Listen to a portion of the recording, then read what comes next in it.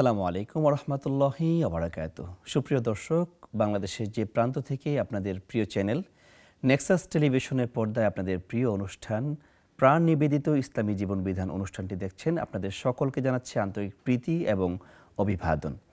সুপ্রিয় দর্শক, আপনারা প্রত্যেকেই জানেন আমরা প্রতিনিয়তই এই অনুষ্ঠানে নির্দিষ্ট একটি বিষয় আলোকপাত করে থাকি এবং তার পাশাপাশি আপনাদের করা প্রশ্নগুলো নিয়ে আমরা পর্যালোচনা করে থাকি। প্রিয় দর্শক, আপনারা চাইলে আমাদের সাথে সরাসরি যুক্ত হতে পারেন। আপনারা যারা টিভিতে আমাদের এই অনুষ্ঠানটি দেখছেন, আপনারা চাইলে স্ক্রিনে প্রদর্শিত এই নাম্বারে যোগাযোগ করে সরাসরি আমাদের সাথে কথা বলতে পারেন, আপনারা কাঙ্ক্ষিত প্রশ্নটি করতে পারেন।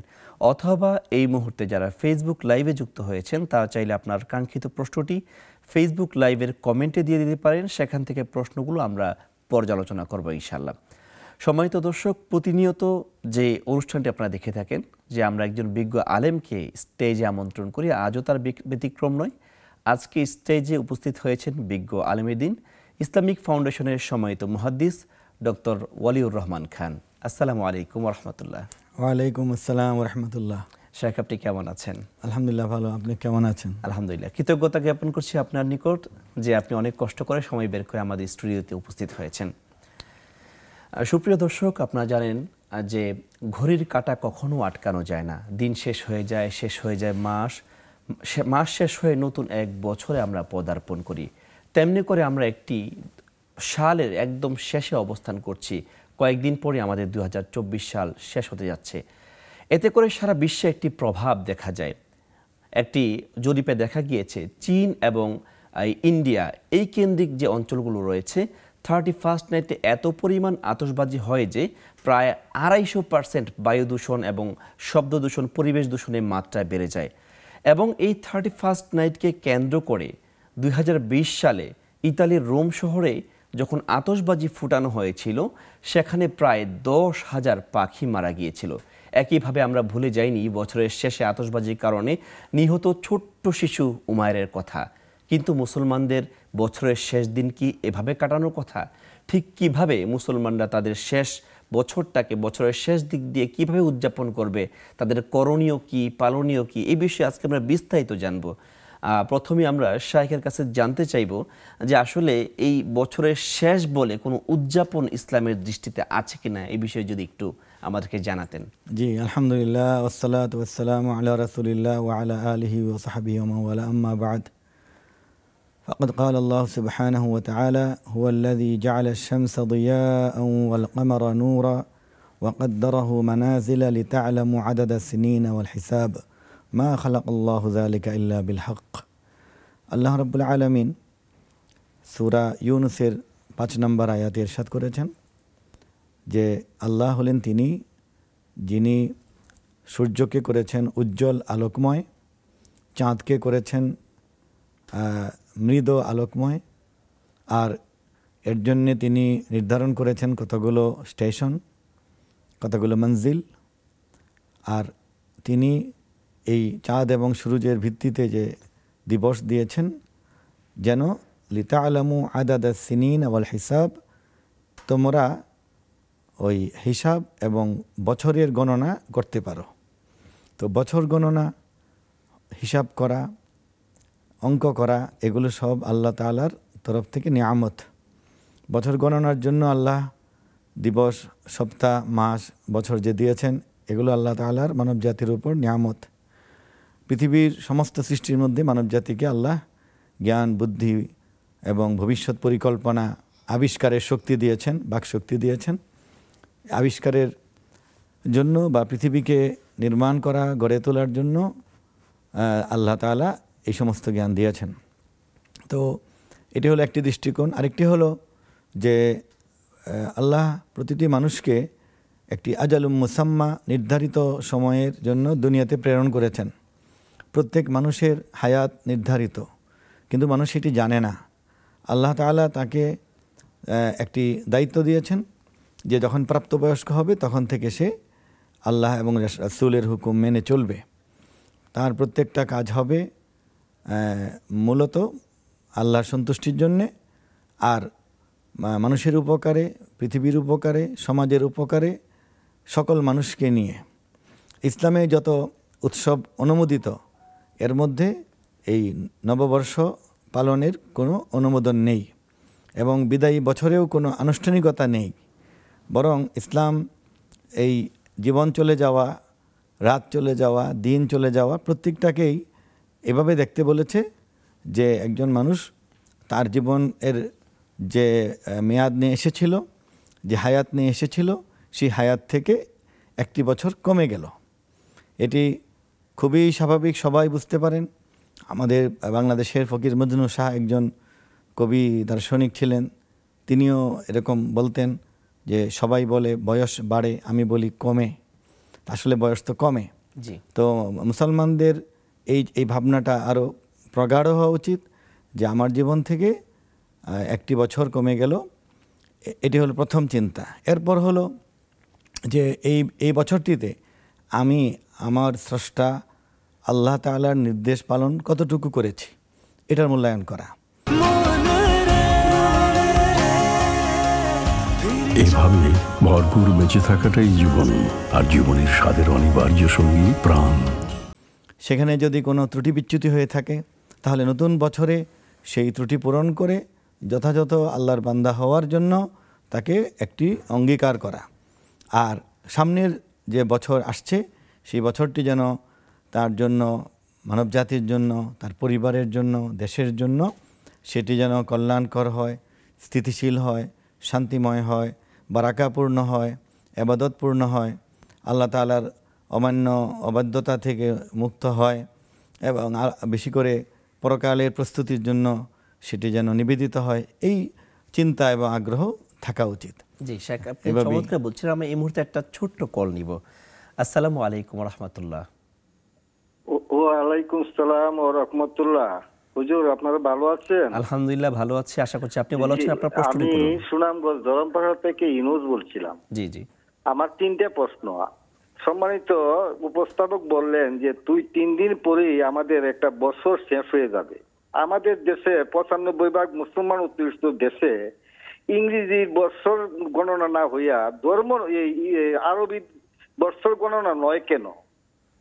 আচ্ছা। হ্যাঁ, আচ্ছা। 2 নম্বর প্রশ্নটা হলো যে হুজুর, যে এই মহারণার টাকা পরিশোধ করা না পর্যন্ত স্ত্রী নাকি হালাল হয় না, এটা কি সহিহ হাদিস? ওকে, ঠিক আছে। জি। আর আরেকটা প্রশ্ন আছে হুজুর, আরেকটা প্রশ্ন হলো যে এই মহারণাটা কিসের উপর ভিত্তি করিয়া নির্ধারণ হওয়া উচিত? আচ্ছা, আপনার 3টা প্রশ্নই বুঝতে পেরেছি, আশা করছি জবাব পেয়ে যাবেন ইনশাআল্লাহ। জি শেখ। তো এখন আমরা এই মানুষ হিসাবে সবাই আমরা মরণশীল। আমাদের মৃত্যুর পর যে জীবন সেটি অনন্তকালীন জীবন। মৃত্যুর পরে আমাদের প্রথম ধাপ হলো কবরের জীবন, তারপর হলো হাসর, কিয়ামত সংগঠিত হবে, বিচার হবে। এগুলো আমাদেরকে এত বেশি ভাবতে হবে, এত বেশি মনে এগুলোকে চর্চা করতে হবে যেন আমরা আমাদের চিরদুশ্মন শয়তানের ওয়াসওয়াসা থেকে বাঁচতে পারি। আমরা এই যে সমাজ বা বিশ্ব যেভাবে আপনার নববর্ষ উদযাপন করছে, এখানে অনেক দিক থেকেই এগুলো আসলে আপনার কাঙ্ক্ষিত নয় এবং এগুলো কল্যাণকর নয়। দেখুন, এখানে পৃথিবীর 60-70 ভাগ দরিদ্র মানুষের কোনো অংশগ্রহণ নেই। এই যে একটি বৈষম্য, এটি বিশ্বায়নের যুগেও এটা মানে প্রবলভাবে প্রকটভাবে প্রকাশিত হচ্ছে যে এক শ্রেণী দরিদ্র এমন যে তারা হয়তো এই রাতের স্বাভাবিক খাবারটাই পাচ্ছে না, এই রাতে একটা রুটিও পাচ্ছে না, চিকিৎসা নেই, তাদের আশ্রয় নেই, ঘর নেই, কালে শীত থেকে বাঁচার কোনো পোশাক নেই। আবার আরেকটা শ্রেণী, তারা মানে বেসুমার টাকা কোথায় খরচ করবে সেটার কুল কিনারা পাচ্ছে না, এই জন্য ভোগ বিলাস, নাচ গান, আনন্দ ইত্যাদিতে ব্যয় করছে, কনসার্ট করছে, বারে যাচ্ছে, অনেক ধরনের কাজে তারা ব্যবহার করছে। এটি কিন্তু একটা অমানবিক বিষয়। তারপর হলো অপচয়কারী শয়তানের ভাই। আল্লাহ তাআলা বলেছেন যে ইন্নাল মুবাযযিরিনা কানু ইখওয়ানাশ শায়াতিন।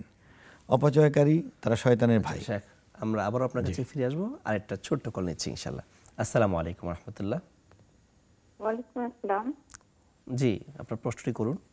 আমি মিরপুর থেকে শায়লা বলছি। জি। আমার প্রশ্ন হলো, যে কোনো সুন্নত নামাজে হ্যালো, জি জি শুনতে পাচ্ছি, বলুন। যে কোনো সুন্নত নামাজে বাংলায় সিজদায় যে দোয়া করা যায় কিনা? সিজদায় বাংলা দোয়া পড়তে চাচ্ছেন, এই তো? হ্যাঁ হ্যাঁ, যে আচ্ছা, আচ্ছা। সুন্নত নামাজে। জি জি। আর আমাদের ঘরের ভিতরে কি সব সময় ফিরিস্তা থাকে? আচ্ছা, সব সময় ফেরেশতা থাকে কিনা কোথায় নিযুক্ত? কোথায় কোথায় এটা? ঘরের ভিতরে ঘরের ফেরেশতা ভিতরে থাকে। থাকে? আচ্ছা, হ্যাঁ, হ্যাঁ। আপনার দুটি প্রশ্নই বুঝতে পেরেছি, আশা করছি উত্তর পেয়ে যাবেন ইনশাআল্লাহ। দর্শক, সময় হয়েছে ছোট্ট একটি বিরতিতে যাওয়ার। আপনারা দেখছিলেন প্রাণ নিবেদিত ইসলামী জীবন বিধান। আবারও ফিরে আসছি ছোট্ট একটি বিরতির পর।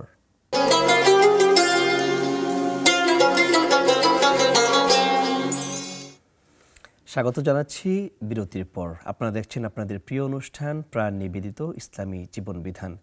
প্রিয় দর্শক, এই পর্যায়ে আমরা আলোচনা করব আপনাদের উত্থাপিত প্রশ্নগুলো নিয়ে। প্রথমেই আমরা শাইখের কাছে জানতে চাইব যে আসলে আরবি বছরকে কেন আমরা প্রাধান্য দিয়ে মানে এটা গণনা করি না, কেননা আমরা ইংরেজিকে কেন বেশি প্রাধান্য দিচ্ছি? আসলে এই বর্ষ গণনা তিনটাই আল্লাহর পক্ষ থেকে নিয়ামত। কোনো বর্ষ কোনো জাতির জন্য মানে একক বর্ষ নয়। যেটি আমরা ইংরেজি বর্ষ বলছি, এটা হলো ঈসাব্দ, অর্থাৎ ঈসা আলাইহিস সালামের জন্ম থেকে এই গণনা মানুষ শুরু করেছে। এবং ঈসা আলাইহিস সালাম থেকে নিয়ে ওনার সময় যারা মুসলিম ছিল বা পরবর্তীতে আমাদের প্রিয় নবী সাল্লাল্লাহু আলাইহি সাল্লামের নবুয়ত প্রাপ্তি পর্যন্ত যারা দ্বীনে হানিফ বা সত্য ধর্মের অনুসারী ছিল, তারাও তো এই ঈসাব্দই পালন করেছেন। তো এটি আসলে সৌরবর্ষ, এটি সূর্যের হিসাবে হয়, রাত 12টা থেকে শুরু হয়। আর বা হিজরি বর্ষ, যেটিকে আমরা আরবি বলছি বা ইসলামী সন বলছি, এটা আসলে ওইটার প্যারালাল নয়, ওইটার সাথে সাংঘর্ষিক নয়। ওইটা হলো মানুষের সকল কিছুর ব্যাপক হিসাবের জন্য সারা পৃথিবী ইংরেজি হিসাবে চলছে। তো যে দেশে ইংরেজি মানে আরবি হিজরি গণনা হচ্ছে না, বা যেখানে বেতন ভাতা, অফিস আদালত প্রশাসন সমাজ সেটাতে চলছে না, সেখানে গিয়ে আরবি মিল পাওয়া যাবে না। আরবি দেওয়া হয়েছে বা হিজরি বর্ষটি হয়েছে মুসলমানদের ইবাদত বন্দেগীর জন্য, অন্য জীবনের অন্য ক্ষেত্রের জন্য, রোজার ক্ষেত্রে, কুরবানি, হজ, বিভিন্ন বিষয়গুলো, ঈদ, রোজা, তারপরে মেয়েদের হিসাব যে মাসিক ইত্যাদি, তারপর আপনার কিছু ইবাদত বন্দেগী, আশুরা, লাইলাতুল বারা, লাইলাতুল কদর, এগুলির জন্য। তো এটার জায়গায় এটা ঠিক আছে। এটা যখন আসবে তারা এটাকে বরণ করবেন। এইভাবেই এক বছর চলে গেল, আল্লাহ গুনাহ মাফ করে দেন, নতুন বছর যেন আমরা ভালো মুসলিম হতে পারি।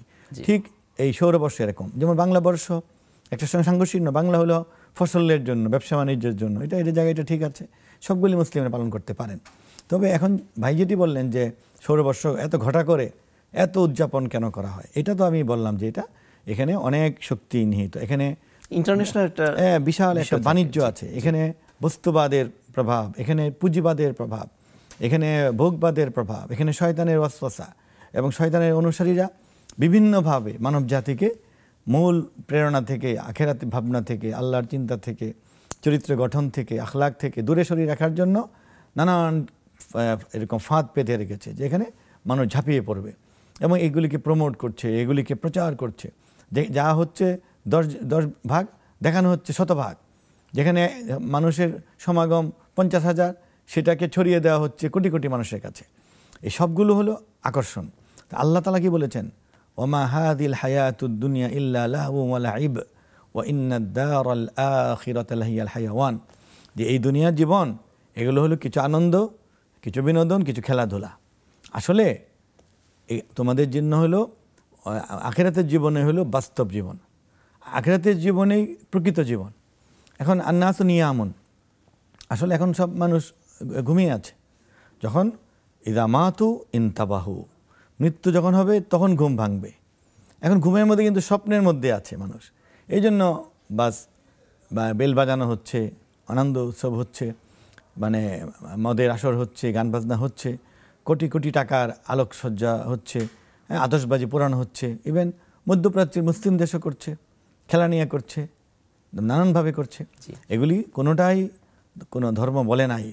এবং আপনি শুধু ইসলাম ধর্ম নয়, অন্য কোনো ধর্মেও তাদের কিতাবে পাবে না যেভাবে তোমরা অপচয় করো, আনন্দ উৎসব করো, আর অন্য এক শ্রেণী না খেয়ে আছে, চিকিৎসাবিহীন আছে, জীর্ণ শীর্ণ আছে, পুষ্টিহীন আছে, সেবাবিহীন আছে, এরকম বৈষম্য থাকতে পারে না। জি শাইখ, চমৎকার বলছেন। এভাবেই আমাদের ভাবতে হবে আমাদের। আরো একটা প্রশ্ন একই ভাই করেছিলেন, সেটা হচ্ছে যে তিনি দুইটা সংশ্লিষ্ট প্রশ্ন করেছিলেন। প্রথমত বিষয় হচ্ছে মহারণা কমপ্লিট না করলে স্ত্রী হালাল হবে কিনা। এটা কথাটাই ঠিক নয়, কারণ হলো স্ত্রী যে মানে হালাল বিয়ে করলে হয়ে যায়, তো বিয়ের একটি শর্ত ছিল দেনমোহর নির্ধারণ করা এবং আদায় করা।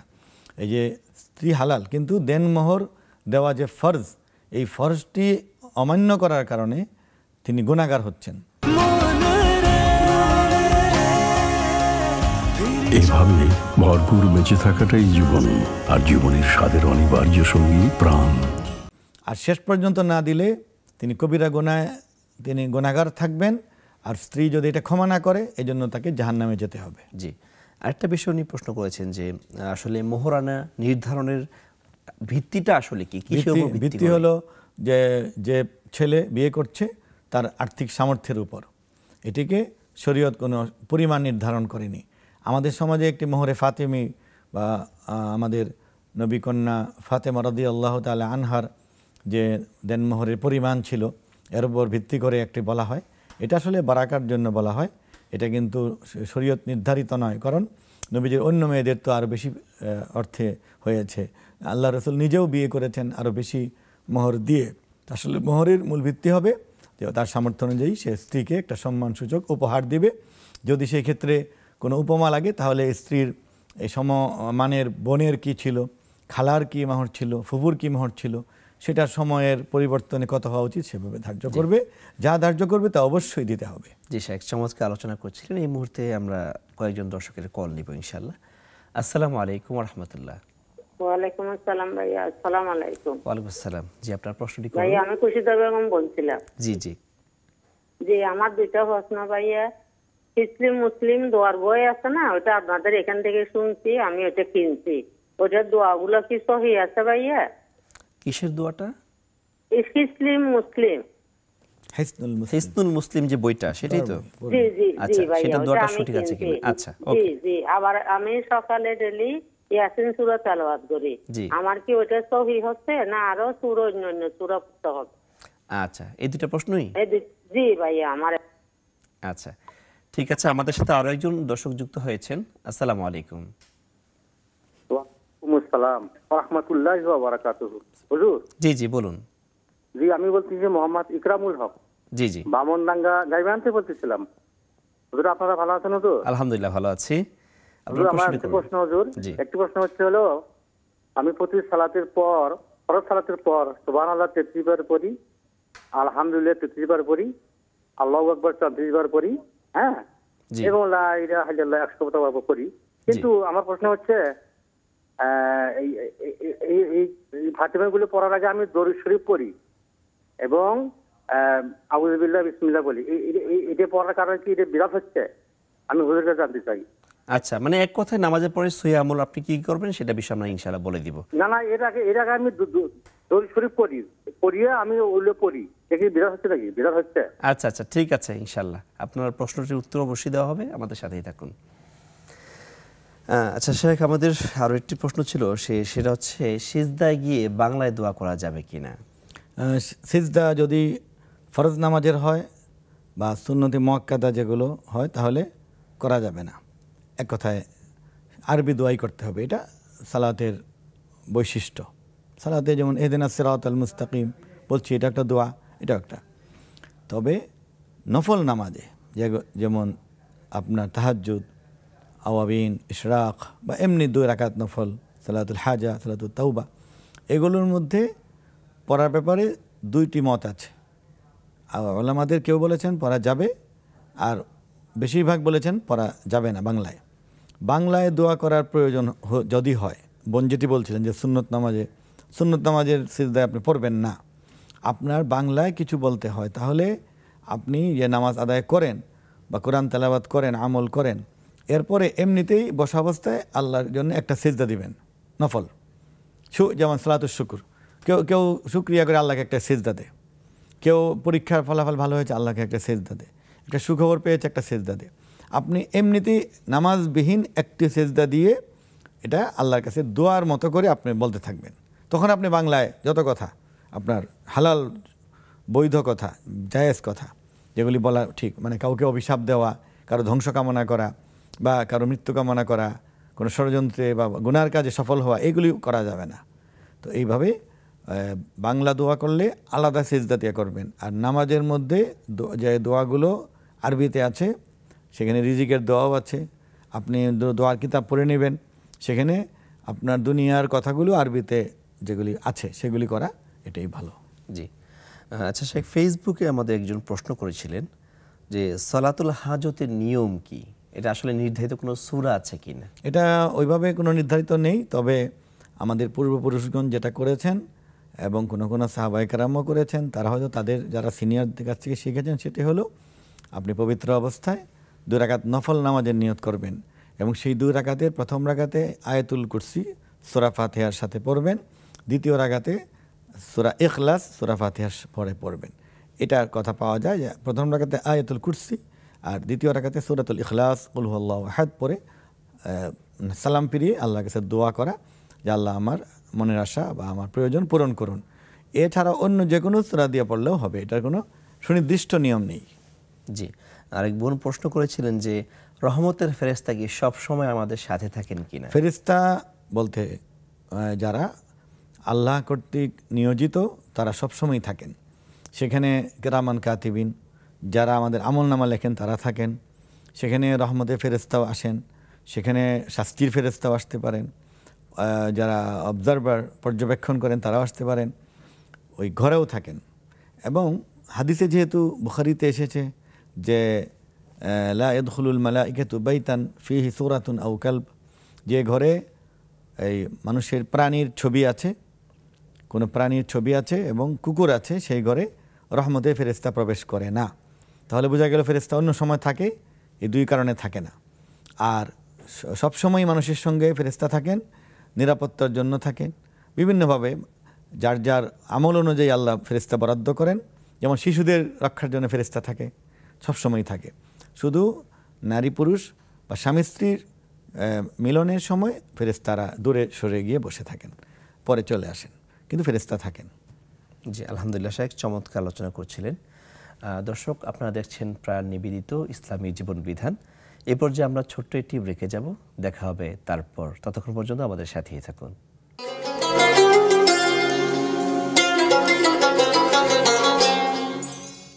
আসসালামু আলাইকুম, পুনরায় স্বাগত জানাচ্ছি আপনাদের প্রিয় অনুষ্ঠান প্রাণ নিবেদিত ইসলামী জীবন বিধানে। দর্শক, এই পর্যায়ে আমরা আলোচনা করছিলাম আপনাদের উত্থাপিত প্রশ্নগুলো নিয়ে। আমরা সরাসরি প্রশ্ন উত্তর পর্বে চলে যাব। আমাদের একটি প্রশ্ন জমা হয়েছিল যে হিসনুল মুসলিম নামে যে একটি দুয়ার, এই দুয়ার বইটি সম্পূর্ণ সঠিক বা সহিহ কিনা? আলহামদুলিল্লাহ, খুবই সঠিক। এটি বিশুদ্ধ উৎস থেকে কোরআন এবং সুন্নাহর দোয়াগুলি আনা হয়েছে। এগুলো নিয়মিত পড়লে অনেক বারাকা হবে ইনশাআল্লাহ। জি, শাইখ আরেকজন প্রশ্ন করেছিল যে সূরা ইয়াসিন তিনি ফজরের পরে পড়েন, এক্ষেত্রে তার এই আমলগুলোর পাশাপাশি আরও কিছু আমল তিনি বৃদ্ধি করতে পারেন কিনা, অথবা ফজরের পরে কি কি বিশেষ আমল আছে সহিহ সুন্নাহর নিরিখে একটু বলবেন? করতে হবে, কারণ সূরা ইয়াসিন তো হলো এমনিতে সূরা ইয়াসিনের আমলের অংশ, অর্থাৎ ফজরের পর এটি পড়া। কিন্তু কোরআন তেলাওয়াতের যে আরও আমল রয়েছে, কোরআন ধীরে ধীরে পড়ে খতম করার আমল রয়েছে, সেগুলি তিনি করবেন। অল্প করে হলেও 1 রুকু 2 রুকু আধা পারা করে উনি কোরআন তেলাওয়াত করবেন। আর এই সালাদ তো নিশ্চয়ই পড়েন, শেষ করেই আয়াতুল কুরসি পড়বেন, তারপর এই জিকির করবেন আল্লাহ তাআলার। আল্লাহ যদি বলেছেন উযকুরুল্লাহ যিকরান কাসীরা ওয়া সাব্বিহুহু বুকরাতাও ওয়া আসীলা, যে অধিক পরিমাণে আল্লাহর জিকির করো, সকাল সন্ধ্যায় আল্লাহর তাসবিহ পড়ো। সকাল সন্ধ্যা যেটি, এটি দিনের অংশ। আর তো তিনি সুবহানাল্লাহ, আলহামদুলিল্লাহ, আল্লাহু আকবার, লা ইলাহা ইল্লাল্লাহ, দরুদ এবং ইস্তিগফার এগুলি তিনি করতে পারেন, দান করবেন, সবই করা যাবে।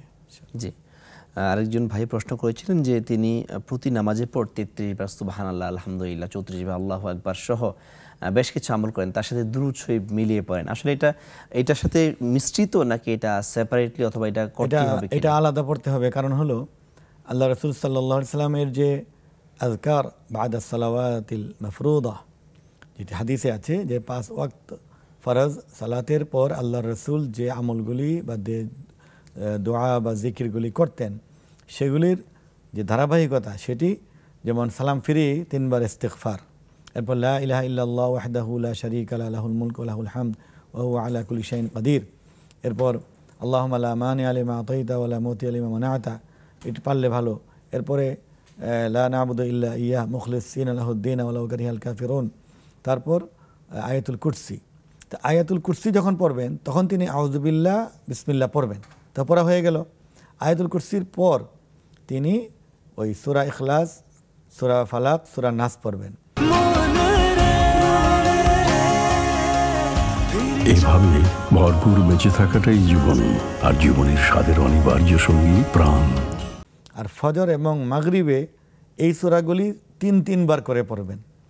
এর আগে বা পরে তিনি সুবহানাল্লাহ, আলহামদুলিল্লাহ, আল্লাহু আকবার এগুলি 33 করে যে পড়বেন, এই কোর্সটা শেষ করে নেবেন।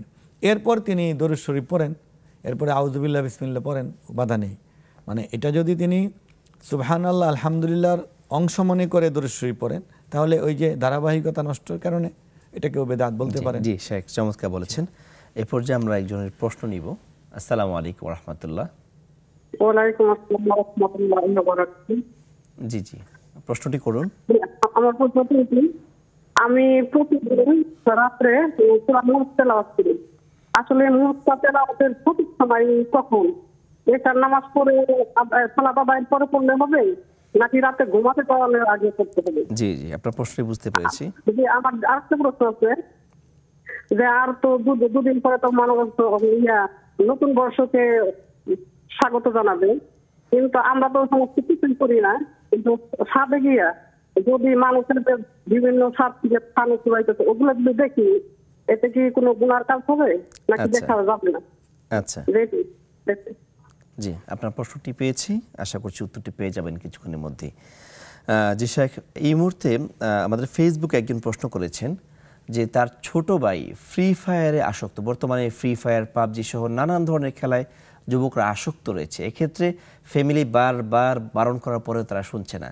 তো যুবকদেরকে কিভাবে এই গেম থেকে সরিয়ে আনা যায়, এটার প্রসেস বা ইসলামী আঙ্গিকে কি বিধান হতে পারে একটু জানাবেন। দেখেন, যুব সমাজের সমস্যা অনেক। মাদক যেমন একটা আসক্তি, এরকম গেমস একটা আসক্তি। আপনি যেটি বললেন ফ্রি ফায়ার মারাত্মক আসক্তি।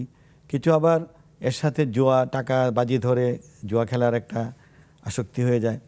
এগুলো থেকে বাঁচানোর উপায় শুধু পরিবারের উপর না, এটা সমাজ, রাষ্ট্র, সরকার সবার উপর এর উপায় বের করতে হবে, দায়িত্ব আছে।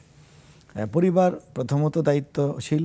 পরিবার এই নিজের সন্তানকে ছোটোবেলাতেই দ্বীনি শিক্ষা দিতে হবে, তাকে আখলাক শেখাতে হবে, তাকে বইপত্র, তার সাহিত্য এবং তার যে জ্ঞান অর্জনের যে বিষয়গুলো, সেগুলোতে এগুলো থাকতে হবে যে নিজের জীবনকে মূল্যায়ন করো, গঠন করো, কোনো আসক্তি যেন না আসে, কোনো বিপদগামিতা না আসে, দুশ্চরিত্রের মানুষের সঙ্গে না যাওয়া, মাদকের ধারে কাছেও না যাওয়া, এই ধরনের খেলাধুলা যেগুলি নিজের জীবনের স্বাস্থ্যের হানি হয়, রাত জাগা হয়, ঘুমের ক্ষতি হয়, এগুলি থেকে ফেরানো। আসলে এবং ফিজিক্যাল যে গেমটা আগে হতো ফুটবল বা ক্রিকেট, ওইটার অভাবে সম্ভবত এগুলো আসক্তি তৈরি হচ্ছে। অনেকটা কারণ, এটা অল্টারনেটিভ কিছু একটা তাদেরকে এটাও ব্যস্ত একটা রাখতে কারণ।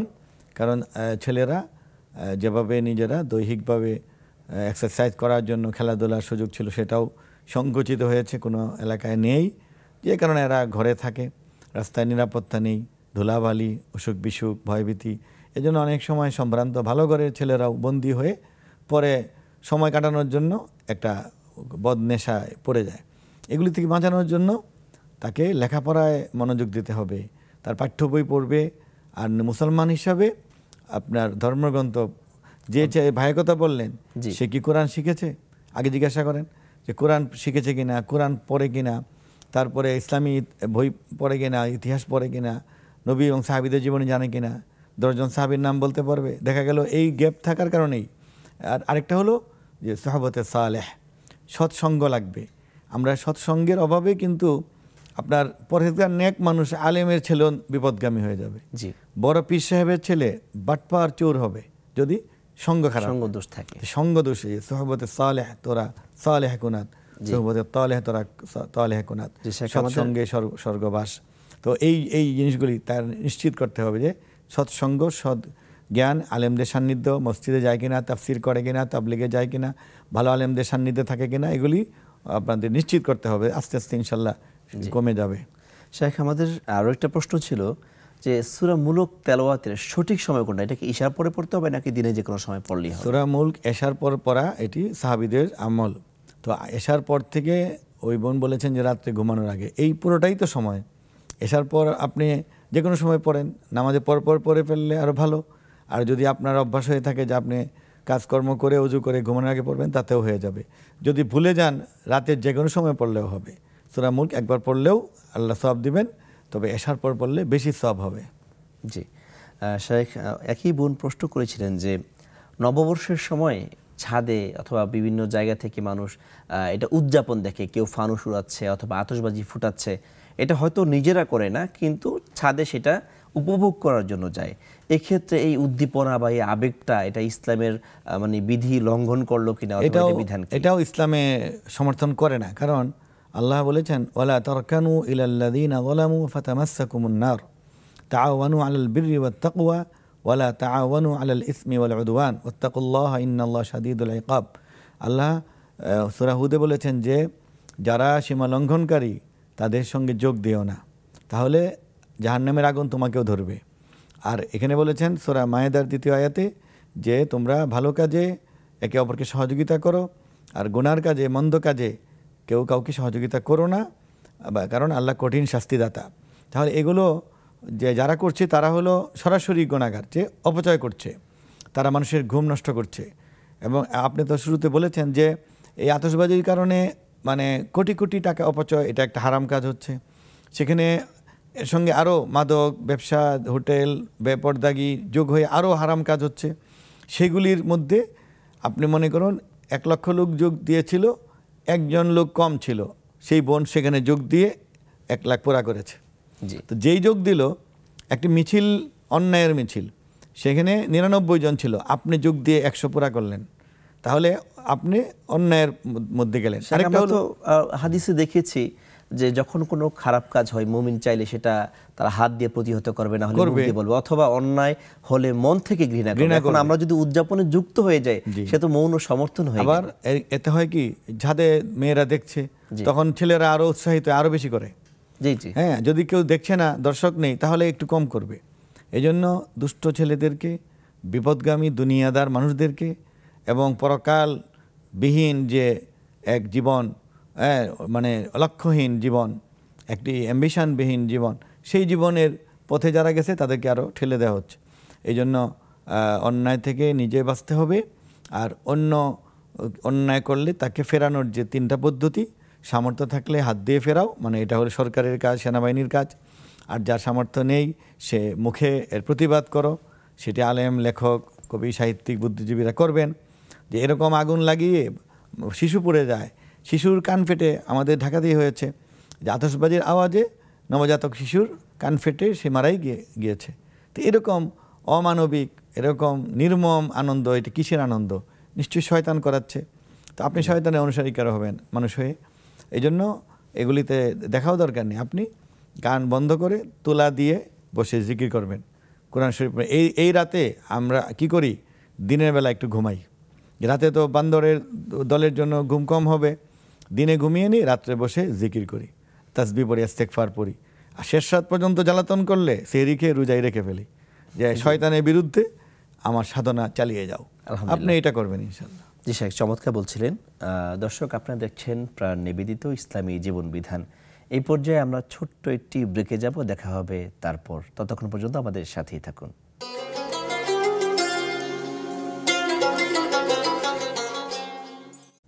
আসসালামু আলাইকুম, পুনরায় স্বাগত জানাচ্ছি আপনাদের প্রিয় অনুষ্ঠান প্রাণ নিবেদিত ইসলামী জীবন বিধানে।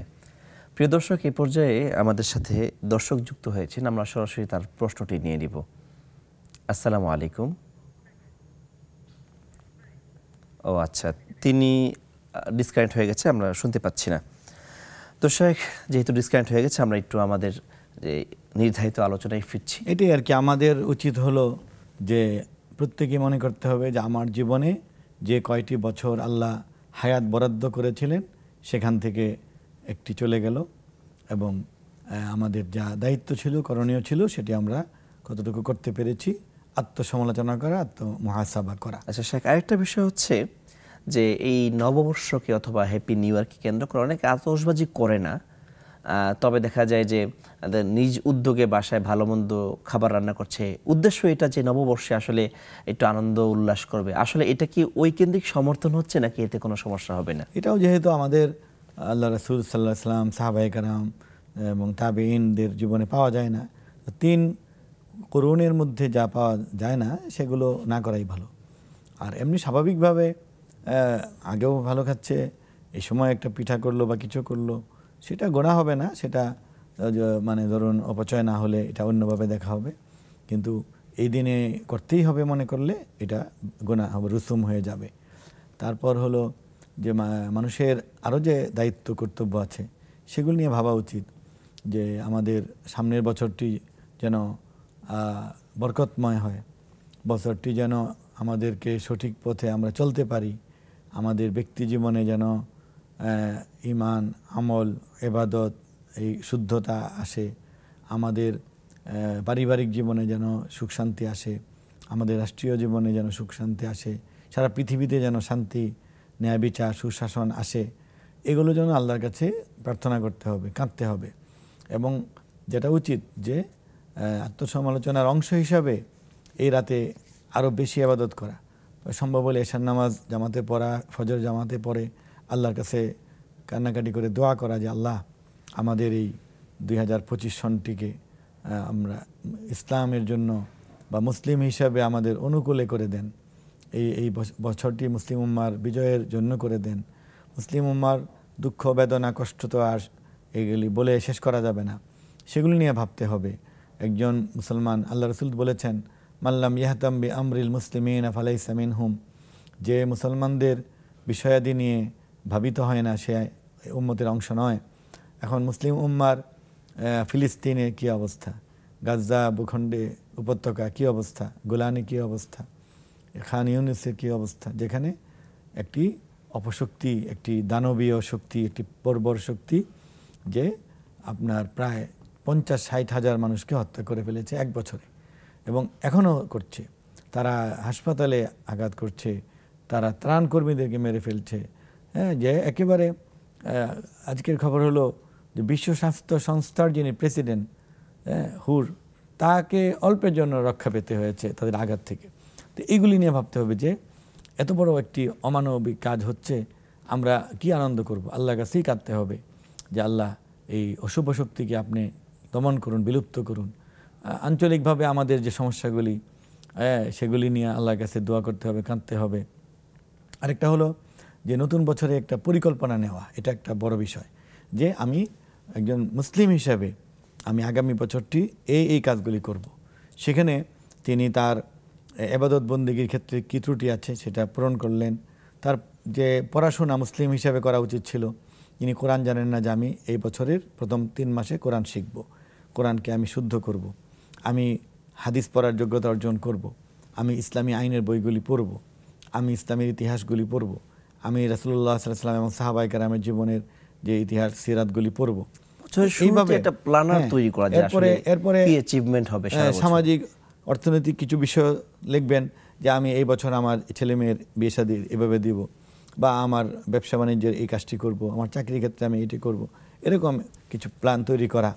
তারপর কিছু মানুষকে উপকার করার একটা প্ল্যান করা, যে আমি এই বছর আমার উদ্বৃত্ত টাকা থেকে আমি মসজিদে এত দিব, এতিমখানায় এত দিব, গুরুস্থান করে দিব, এলাকার মানুষের উপকারে রাস্তা করে দিব। অঢেল টাকা ব্যাংকে ফেলে রাখছে, নিজেও খেতে পারবে না, ছেলে মেয়েরা খেতে পারবে না, শুধু চোখের আনন্দ, মনের আনন্দ, ব্যাংকেই পড়ে থাকবে, এই টাকার মালিক অন্য কেউ হবে। অথচ তার বাড়ির সামনে রাস্তাটা ভাঙা, তার গ্রামে মানুষ যেতে পারছে না একটা ব্রিজের জন্য। একটি ব্রিজ বানাতে লাগবে আপনার 1 লক্ষ টাকা, কিন্তু এই লোকের হাজার লক্ষ টাকা, কোটি টাকা তার ব্যাংকে পড়ে নষ্ট হচ্ছে। তো এইরকম মানে জড় পদার্থ তো আল্লাহ কামনা করেন নাই। তো এইগুলি নিয়ে ভাবতে হবে যে আমি শুদ্ধ হওয়ার জন্য আমার সব দিক থেকে কি দায়িত্ব আছে সেগুলি পালন করি। আল্লাহ রাসূল তো বলেছেন, কুল্লুকুম রাঈন ওয়া কুল্লুকুম মাসউলুন আন রাইয়াতিহি, তোমরা প্রত্যেকেই দায়িত্বশীল, প্রত্যেককেই তার দায়িত্ব সম্পর্কে জিজ্ঞাসা করা হবে। এই মনোভাব নিয়ে আগাতে হবে। তারপর সমাজের যারা নেতৃত্বে আছেন, কর্তৃত্বে আছেন, তাদের ভাবনাটা অন্যরকম হবে। ব্যক্তির ভাবনা একরকম।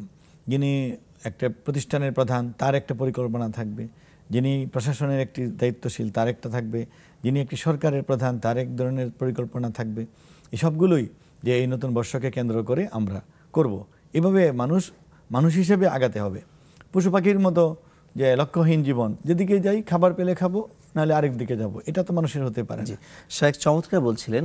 এই পর্যায়ে আমরা একজনের প্রশ্ন নিব। আসসালামু আলাইকুম রহমতুল্লাহ। ওয়ালাইকুম সালাম।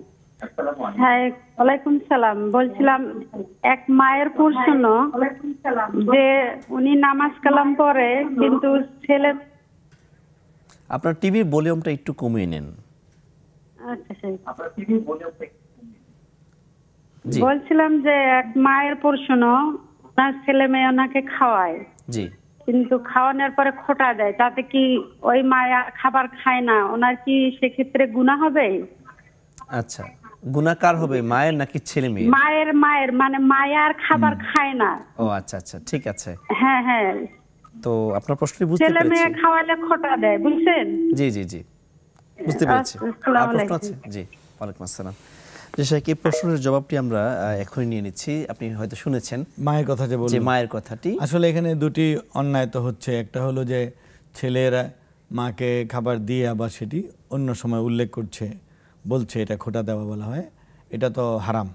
কারণ এই আলমান ওয়াল আযা, আল্লাহ বলেছেন যে তোমরা কাউকে উপকার করে তাকে কষ্ট দিও না, খোটা দিও না। তো এটি তো তার কবিরা গুনাহ হচ্ছে, কঠিন শাস্তি হবে। এবং পিতামাতার অবাধ্যতার মধ্যে সেটা গণ্য হবে। আর পিতামাতার অবাধ্য কিন্তু জাহান্নামে যাবে। এবং পিতামাতার অবাধ্য এত বেশি কঠিন শাস্তির উপযুক্ত যে আপনি জানেন লাইলাতুল বারাআতে যে একটি সহিহ হাদিস আছে যে আল্লাহ সমস্ত মানুষকে ক্ষমা করেন, দুই প্রকারের মানুষ ব্যতীত। এর মধ্যে একজন হলো হিংসুক, আরেকজন হলো পিতামাতার অবাধ্য। আর যে প্রশ্নটি যে মা আবার অভিমান করে তার খাবার যে খাচ্ছেন না, তার যদি বিকল্প থাকে ব্যবস্থা, অন্য ছেলে খাওয়াবে বা তার থাকে, তাহলে এটা ঠিক আছে, অভিমান তিনি করতে পারেন। কিন্তু আর যদি কোনো বিকল্প না থাকে আর এই ছেলে দিচ্ছে, তা উনি গ্রহণ করতে পারেন। হ্যাঁ, আর অভিমান করাটাও ঠিক আছে, তোমার গুনাহ হবে না। আচ্ছা শাইখ, আমরা এতক্ষণ ধরে দীর্ঘ আলোচনা শুনলাম। আপনার কাছ থেকে একদম সংক্ষিপ্ত সময়ে জানতে চাইবো যে আসলে আমরা এই যে একটা কালচার তৈরি হয়েছে, এটা আসলে আমরা কিভাবে সবাইকে জানিয়ে অ্যাওয়ারনেস করে আমরা এটা বন্ধ করতে পারি? আমরা প্রত্যেকের জায়গা থেকে, ইমাম, খতিব, আলেম, শিক্ষক, প্রশাসক, সরকারের লোকেরা বা সমাজের ব্যক্তিরা প্রত্যেকেই এই শব্দ দূষণ, এই আতশবাজি, এই আপনার ভোগবাদ এবং এই বস্তুবাদী এগুলির থেকে মানুষকে ফেরানোর জন্য বোঝাতে হবে, সচেতন করতে হবে। এবং যেখানে এই শব্দ দূষণ তৈরি হয় সেই উৎসগুলি বন্ধ করে দিতে হবে। জি শাইখ, চমৎকার বলছিলেন। আসলে অল্প সময় আমরা অনেক কথাই শুনলাম। আপনাকে ধন্যবাদ জানাচ্ছি আমাদের স্টেজে আজকে সময় দেওয়ার জন্য। ধন্যবাদ আপনাকেও। জি, আসসালামু আলাইকুম। প্রিয় দর্শক, আমরা একেবারেই শেষ পর্যায়ে চলে এসেছি। আপনারা জেনেছেন যে ইসলামের দৃষ্টিতে বছরের শেষে মুসলমানদের কী করণীয় কর্তব্য। আশা করছি পূর্ণ আলোচনা থেকে আপনাদের করণীয় বুঝতে পেরেছেন এবং আমরা এগুলোই আমল করার চেষ্টা করব। দেখা হবে অন্য কোনো অনুষ্ঠানে ইনশাল্লাহ, অন্য কোনো দিন। ততক্ষণ পর্যন্ত আল্লাহ সকলকে ভালো রাখুক এবং নেক্সাস টেলিভিশনে সাথেই থাকুন।